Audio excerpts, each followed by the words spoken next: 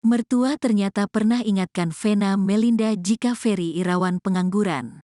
Polemik rumah tangga Vena Melinda dan Ferry Irawan kini masih berlanjut.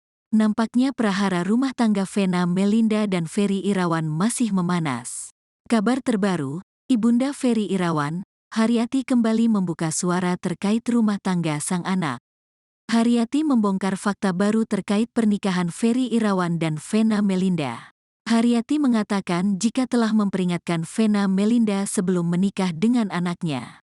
Bahkan ia meminta Vena Melinda untuk berpikir 2 kali sebelum memutuskan menikah dengan Ferry Irawan. Dalam peringatan tersebut, Haryati mengatakan jika Ferry Irawan adalah seorang pengangguran.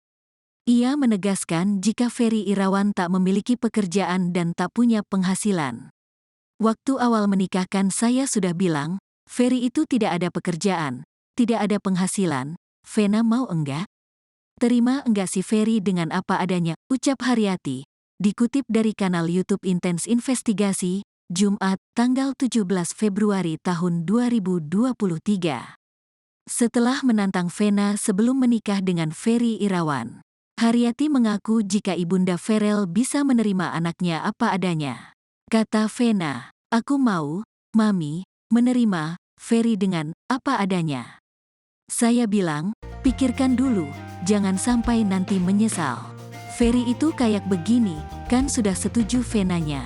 Ya kalau mereka berdua sudah setuju, Mami kan enggak bisa melarang, sambungnya.